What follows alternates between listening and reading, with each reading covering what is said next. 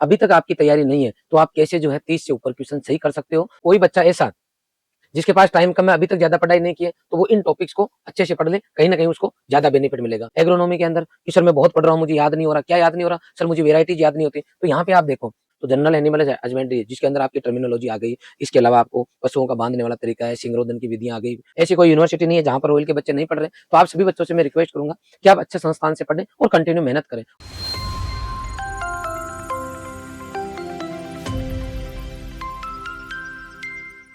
Royal institute Udaipur के online platform पे आप सभी का हार्दिक स्वागत है। आज के इस वीडियो में हम चर्चा करेंगे कि यदि आप जेईटी की परीक्षा देने जा रहे हैं और अभी आपको सीयूटी का एग्जाम भी देना है, तो जेईटी के लिए अगर आप देखोगे तो लगभग 30 दिन आपके पास में है।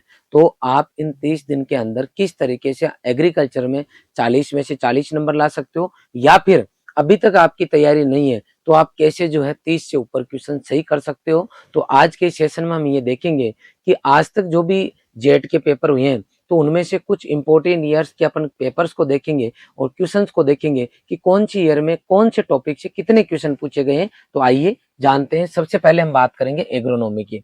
एग्रोनॉमी में आपको पता होगा कि आपके जो है एग्रोनॉमी के अंदर 15 क्वेश्चन, जेट के अंदर की बात करता हूँ तो 15 क्वेश्चन जो आते हैं आपके वो एग्रोनॉमी से आते हैं, 15 क्वेश्चन हॉर्टिकल्चर से आते हैं और 10 क्वेश्चन एनिमल हस्बेंड्री से आते हैं। अगर मैं बात करता हूँ सीयूटी के अंदर तो आपके सीयूटी के अंदर 50 क्वेश्चन आते हैं, जिसमें आपके एग्रोनॉमी भी आती है, हॉर्टिकल्चर भी आती है, एनिमल हस्बेंड्री भी आती है, प्लस आपके कुछ क्वेश्चन आपके बायो से रिलेटेड भी 4 से 5 क्वेश्चन आते हैं। ओवरऑल ये आपका रहता है। यहाँ पे देखो हमने क्या किया है, इस टॉपिक को यहाँ देखो, इंट्रोडक्शन टू एग्रोनॉमी, ये जेट में भी है, सीयूटी में भी है। अगली बात समझ में, सीयूटी में 22, 23, 24, 25 में कितने क्वेश्चन किस टॉपिक से पूछे गए वो दिया हुआ है। यहाँ दिया हुआ आपके 20 से लेके 25 तक। अब देखो इंट्रोडक्शन टू एग्रोनॉमी वाला जो आपका टॉपिक है उसमें से सीयूटी 2023 में 10 क्वेश्चन पूछे गए, यहाँ 1 पूछा गया, वहां 3 पूछा गया, जेईटी के अंदर 3 क्वेश्चन पूछे गए। अब यहाँ देखो कितना बड़ा वेटेज है, ये क्वेश्चन 10 क्वेश्चन क्यों हो गए, क्योंकि यहाँ पैराग्राफ वाले मान लो 2 क्वेश्चन आ गए तो सीधे यहाँ पे आपके क्वेश्चन बढ़ गए। ऐसे ही वेदर एंड क्लाइमेट में से देख सकते हो आप, सीयूटी में 25 में 2 क्वेश्चन आए, यहाँ पर 23 में 4 आए, 1-2 क्वेश्चन 22 में भी आया। और जेट की अगर बात करते हो तो 25 में 1 क्वेश्चन है, उससे पहले ये इस तरीके से दी हुई है। अब आप इरिगेशन को देख सकते हो, ड्रेनेज को देख सकते हो, ड्राई फार्मिंग को देख सकते हो, क्रॉप रोटेशन यानी फसल चक्र, टिलेज यानी भू परिष्करण, ड्राई फार्मिंग यानी आपका शुष्क खेती, ठीक है, इरिगेशन यानी सिंचाई, वेदर एंड क्लाइमेट का मतलब मौसम एवं जलवायु, ये इस तरीके से। आपका वीड साइंस मतलब आपका क्या हो गया, वीड साइंस का मतलब खरपतवार, सोइल फर्टिलिटी मतलब मृदा उत्पादकता, प्रोडक्टिविटी एंड सोइल इरोजन यानी मृदा आपका अपवर्धन, प्लांट न्यूट्रिएंट यानी पोषक तत्व है। तो पोषक तत्व में से अगर आप जाके देखोगे तो हर बार कुछ ना कुछ अच्छे क्वेश्चंस आपको देखने को मिलते हैं। ये आपके टॉपिक हो गए एग्रोनॉमी के 10। अब एग्रोनॉमी के अगले जो टॉपिक है उनमें चलते हैं। यहाँ पे देखो फर्टिलाइजर, मेन्योर, बायो फर्टिलाइजर, यहाँ से आप देखोगे तो 25 के अंदर लगातार क्वेश्चन आ रहे हैं। आप देख सकते हो 25 के अंदर लगातार 14, 15 और सर 11, 12, 13, 14 लगातार ये जो टॉपिक आपको पढ़ने हैं, क्योंकि लगातार यहाँ से क्वेश्चन पूछा जा रहा है। इसके अलावा अगर आप आगे अपन चलते हैं, क्रॉप ही आपके अलग अलग क्रॉप दी गई है, तो आप ज्यादातर देखो कौन सी क्रॉप पूछी जा रही है। तो एक तो सीरियल क्रॉप पूछी जा रही है, वो आप अच्छे से पढ़ लेना, हर बार सीरियल क्रॉप से क्वेश्चन पूछे गए हैं, आप यहाँ देख सकते हो। इसके अलावा अगर आप आगे की बात करते हैं तो आपकी ये जितने भी क्रॉप आपको दे रखी है उनमें से एक तो ऑयल सीड की क्वेश्चन मतलब पूछा गया है एक तरीके से, और 2 बार आपका क्वेश्चन पूछा गया केस क्रॉप में से, ठीक है। केस क्रॉप में कौन सी आती है आपकी, कपास हो गई, गन्ना हो गई, इस तरीके से, ठीक है। ये तो हमारे सब्जेक्ट टीचर आपको बेशक अच्छे से बताते ही हैं। और एग्रीकल्चर इकोनॉमिक्स की अगर बात करता हूँ तो 1 बार आया हुआ है। तो इसका मतलब है कोई बच्चा ऐसा जिसके पास टाइम कम है, अभी तक ज्यादा पढ़ाई नहीं की है, तो वो इन टॉपिक्स को अच्छे से पढ़ ले, कहीं ना कहीं उसको ज्यादा बेनिफिट मिलेगा। और यहीं से आप 25 के हिसाब से देखो तो यहाँ से जहां से क्वेश्चन पूछे गए उन टॉपिक को आप अच्छे कर लेना, डेफिनेटली एग्रोनॉमी में आप अच्छा कर लोगे। अगली बात समझ में, एग्रोनॉमी टोटल 25 टॉपिक दिए हमने। ऑर्गेनिक फार्मिंग, यहाँ से भी देखो आप क्वेश्चन यहाँ पूछा गया है, पढ़ सकते हो, छोटा चैप्टर है। सीड में से भी इस तरीके से वेराइटीज। अब आप कई बार बच्चे क्या करते हैं एग्रोनॉमी के अंदर कि सर मैं बहुत पढ़ रहा हूँ, मुझे याद नहीं हो रहा, क्या याद नहीं हो रहा सर, मुझे वेराइटीज याद नहीं होती। तो यहाँ पे आप देखो वेराइटीज यानी किस में आपकी, तो अब आप देखो, आप ये तो देखो कि वेराइटीज में से कितनी पूछी जा रही है। तो एग्रोनॉमी की जितनी भी वेराइटीज है वो आपकी ज्यादा नहीं पूछी जा रही। आप यहाँ से यहाँ तक देख लो, वेराइटीज में केवल 1 बार क्वेश्चन पूछा गया है 2021 में, इसलिए वेराइटीज को लेके आपको ज्यादा टेंशन नहीं लेनी है। अब आगे चलो, आगे किसमें, हॉर्टिकल्चर के अंदर। हॉर्टिकल्चर के अंदर आप देखोगे ये सीयूटी है, ये आपका जेईटी है। 25 की बात करो, जनरल हॉर्टिकल्चर में से 6 क्वेश्चन आए हैं, ओमोलॉजी में से 3 क्वेश्चन आए हैं, वेजिटेबल्स में से, ओलेरिकल्चर में से आपका 1 क्वेश्चन है। इसके अलावा गार्डनिंग फ्लोरिकल्चर में से एक दो क्वेश्चन आए हुए हैं। पोस्ट हार्वेस्टिंग में से एक दो क्वेश्चन आए हुए हैं। पोस्ट हार्वेस्टिंग छोटा है, मतलब जिस बच्चे के पास टाइम कम है, अभी तक पढ़ाई नहीं की है, तो वो कम से कम इस टॉपिक को जरूर पढ़ ले, ओमोलॉजी जरूर पढ़ ले, जनरल जरूर पढ़ ले। ये भी पढ़ोगे तो आप ठीक ठाक जो है जगह पहुंच जाओगे। अब यहाँ ध्यान रखो, हॉर्टिकल्चर की वेराइटीज जो है जनरली पूछी गई है। जी हाँ, हॉर्टिकल्चर की वेराइटीज आपकी पूछी गई है, इसलिए आपको एग्रोनॉमी में वेराइटीज की चिंता नहीं करनी है। हॉर्टिकल्चर की फेमस वेराइटीज है वो आपको जरूर पढ़नी है। आगे चलो, आप अगर जेट और सीयूटी के इंपॉर्टेंट टॉपिक देखते हो तो आप इनकी फोटो ले सकते हो। आपका बोटनिकल क्लासिफिकेशन, प्रोपगेशन, हर बार क्वेश्चन आता है, न्यूट्रिशन मेजर कंपाउंड, आपका physiological disorder, planting system and layout.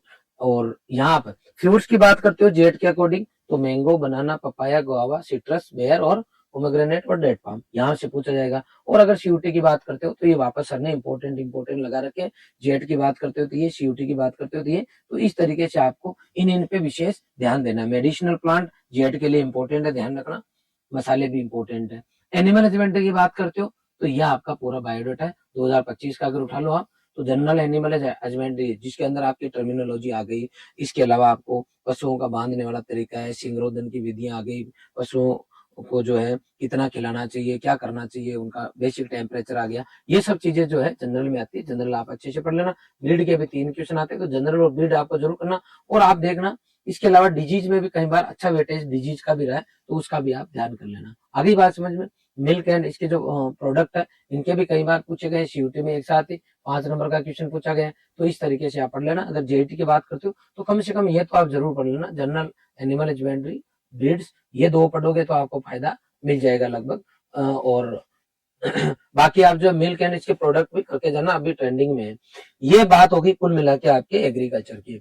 मैंने आपको 2 चीजें से बता दी कि जिस बच्चे को टॉप करना है, जी आप चाहते हो कि साजन की जगह आपकी आपकी फोटो लगे, तो इसके लिए हर एक चैप्टर इंपॉर्टेंट है। तीनों सब्जेक्ट में सब कुछ पढ़ना पड़ता है, क्योंकि ये टॉपर है, तो टॉपर के लिए इंपॉर्टेंट कुछ नहीं होता, सब कुछ उसको पढ़ना होता है। सेकेंड रैंक भी रॉयल इंस्टीट्यूट जयपुर के 10 में हमारे 5 बच्चे लास्ट ईयर थे। नितेश जो इसकी आईसीआर में फर्स्ट रैंक थी वर्ग में, उसकी 7वीं रैंक थी। और इसके अलावा इस गगन की भी जेट में 10वीं रैंक थी और आईसीआर में ऑल इंडिया फर्स्ट रैंक रही थी बायोलॉजी में।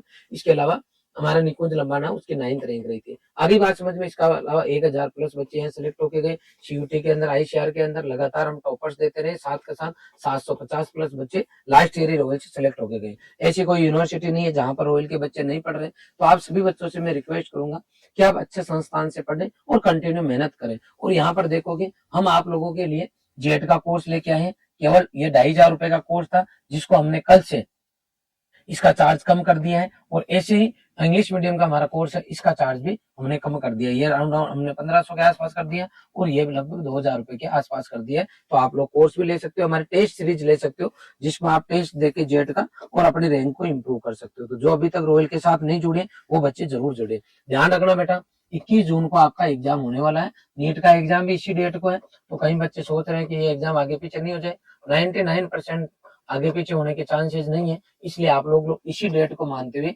अपनी तैयारी करें। आगे बात समझ में, सुबह से लेकर शाम तक का, सुबह आप 5 बजे के आसपास उठे, और अगर 5 बजे नहीं उठ पाते तो 6 बजे उठे। 6 बजे से लेकर आप अपना शेड्यूल बनाए रात को वापस 12 बजे तक। जी हाँ, रात की 12 बजे तक आपका अपना शेड्यूल बनाए, कब आपको नाश्ता करना है, कब आपको खाना खाना है। अगली बात समझ में, लंच कब करना है, ब्रेकफास्ट कब करना है, इसके अलावा आपको डिनर कब करना है, इन सब का आपके पास टाइम टेबल हो। कब आपको जो है फिजिकल एक्सरसाइज करना है, खेलना कूदना है, उसका आप अपना टाइम निकाल लो। मान लो आपने डेली रूटीन के काम के लिए, नाश्ता, खाना, नहाना धोना के लिए आपने मान लो 2 घंटे निकाल लिए, 1 घंटा आपने खाने के लिए निकाल लिए, 7 घंटे आपने सोने के लिए निकाल लिए, 10 घंटे आपने निकाल दिए। तो 24 minus 10 is equal to 14। 14 hours की आपकी स्टडी होनी चाहिए। 14 आवर में आप क्या कर सकते हो, आप सभी सब्जेक्ट की थ्योरी पढ़ोगे और ऑब्जेक्टिव करोगे। ऑब्जेक्टिव के अंदर सबसे पहले एमसीक्यू करोगे, एमसीक्यू करने के बाद में आप PYQ करोगे, जितने भी पुराने क्वेश्चन आए हुए हैं उनको करोगे तो डेफिनेटली आपको कॉन्फिडेंस आएगा। ध्यान रखना, अब आपको ज्यादा कोई नया पढ़ने की जरूरत नहीं है, जो कुछ आपने पढ़ा है उसकी बार बार प्रैक्टिस करें, कम से कम टाइम में क्वेश्चंस को निकाले, दिमाग को काम दे कि मुझे इतने मिनट में सब्जेक्टिव करना है, इतने मिनट में ऑब्जेक्टिव करना है। सब्जेक्टिव मतलब थ्योरी पढ़नी है और उसके बाद में मुझे ऑब्जेक्टिव करना है। 1 घंटे 15 मिनट में अपना टारगेट लेके चले और चेक करते रहे आपके कितने सही हो रहे कितने गलत हो रहे, और कहीं ना कहीं आप जहां कहीं पर भी पढ़ रहे टेस्ट जरूर दें। रॉयल इंस्टीट्यूट के जो बच्चे हैं, इस बार रॉयल इंस्टीट्यूट के बच्चे ये चौथी टेस्ट सीरीज दे रहे हैं। जी हाँ, जो बच्चे लॉन्ग ईयर के थे, पूरी साल तैयारी की, उनकी चौथी टेस्ट सीरीज चल रही है अभी इस टाइम। और जो बच्चे क्रैश कोर्स के थे, उनके भी कोर्स कंप्लीट हो चुका है, उनके भी टेस्ट और टेस्ट सीरीज चल रही है। आगे बात समझ में, सीयूटी और जेईटी दोनों की चल रही है। जैसे सीयूटी का पेपर हो रहा है, बच्चा जेईटी वाले में कन्वर्ट हो रहा है। तो आप अगर कंटिन्यू टेस्ट सीरीज देते हो, पेपर एनालिसिस करते हो, कहीं पर भी आपको लगता है कि यहाँ मैं गलतियां कर रहा हूँ, धीरे धीरे उनको सुधारोगे तो डेफिनेटली आपको 1 साल तैयारी नहीं करनी पड़ेगी। जो बच्चा इस साल 12th किया है, 12th के साथ में वो सेलेक्ट होके चला जाएगा। इसके अलावा और कुछ भी आपको पूछना है तो कमेंट सेक्शन में जाके कमेंट जरूर करें। जल्दी ही हम हमारी टीम को लेके आएंगे जो आपको ये बताएंगे कि एग्रीकल्चर एग्रोनॉमी के अंदर आपको क्या क्या चीजें पढ़नी है। जैसे मैंने तो बता दिया आपको वेदर एंड क्लाइमेट पढ़ना, तो वेदर एंड क्लाइमेट में कौन से वो 5 क्वेश्चन है, कौन से वो 12 टॉपिक है, या कौन से वो 3 टॉपिक है जिनमें से क्वेश्चन जनरली पूछा जाता है और उसको कैसे आपको याद करना है, ये हमारी टीम आके बताएगी। जल्दी हम लाइव सेशन रखेंगे। नेक्स्ट वीडियो में बताऊंगा आपको बायोलॉजी के इंपॉर्टेंट टॉपिक। ठीक है, आप मेरे साथ जुड़े इसके लिए आपका बहुत बहुत आभार। Thank you very much.